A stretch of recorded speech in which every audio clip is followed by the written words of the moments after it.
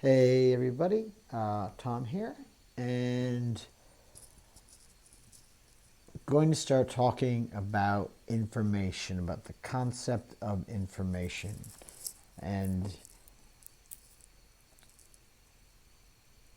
I hesitate because I don't feel like I've wrapped my head completely around it yet, but sometimes you just have to start moving. Sometimes you have to work through the imperfection of your relationship with the concept before you can make progress. And that's essentially what's happening here. I have resisted the temptation to look in a dictionary for the formal definition of information because I want to tease out what are we really driving at with that word.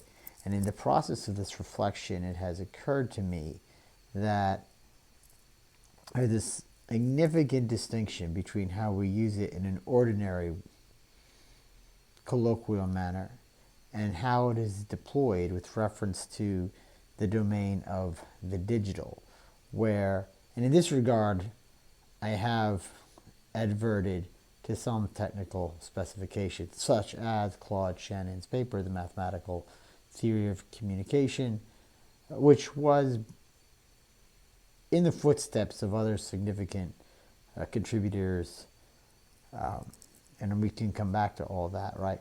In that digital domain, the mathematical specification of communication originates in connection with questions of message transmission and interpretation, signal, noise, working all that out. And here is where we get the notion of the bit, which is actually a truncation of binary digit, where given that you're trying to relay a message, the mechanism in question whereby you relay that message, you might have two possible states, which subsequently we would associate with 1 and 0. Two possible states. It's positive, negative, 1, 0, empty, full, whatnot.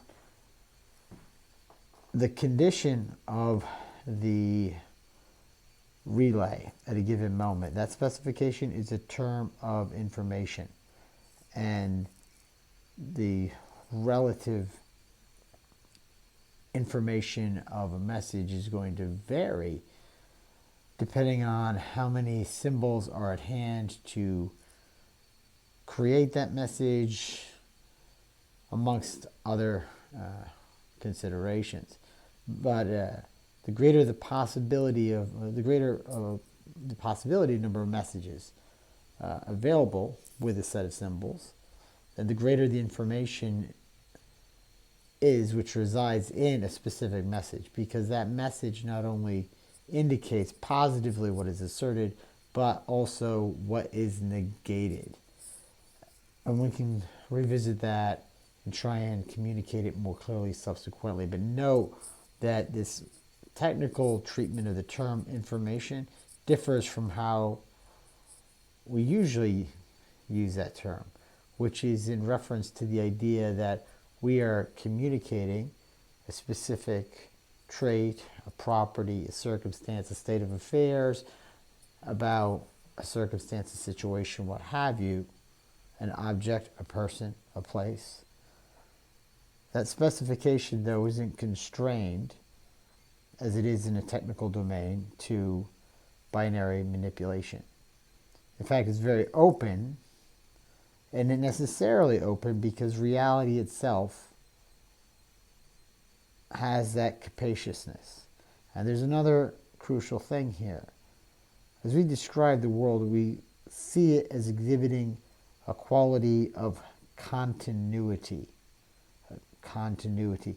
This continuity, this continuous, smooth quality of the experienced world, our experience, the life, is in contradistinction to what is occurring when a digital message or another message is formulated with a discrete number of symbols. There, a sort of discontinuity is being stretched over the relay in order to contain and then transmit it.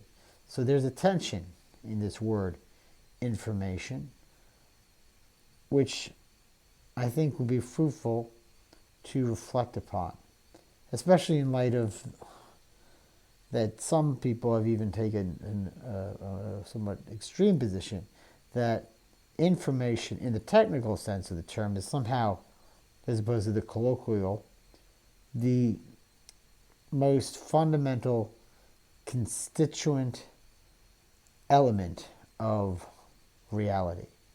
It's not a string or an atom or whatnot. It is information. And now, here we arrive at something of a quandary, because I find that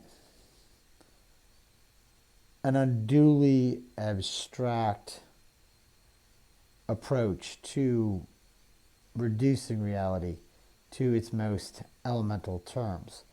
However, the concession can be made that what really characterizes information, apart from what we've said so far, is that it is cognized, is apprehended, it is understood. It only becomes information when it enters into awareness.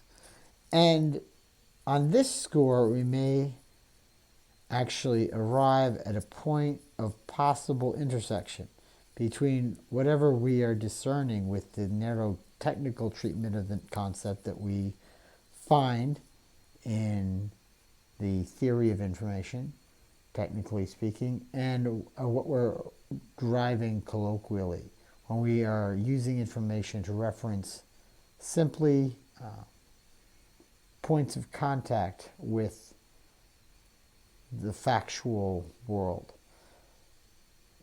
Though I would have to clarify the relationship between facticity and information. Another question.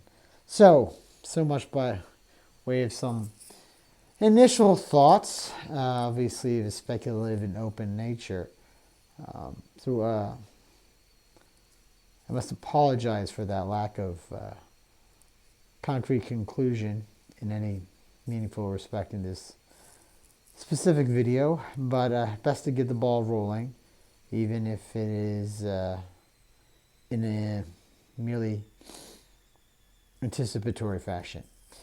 All right then, well, I hope you guys are having a good evening, and I'll talk to you again soon, hopefully tomorrow. Bye.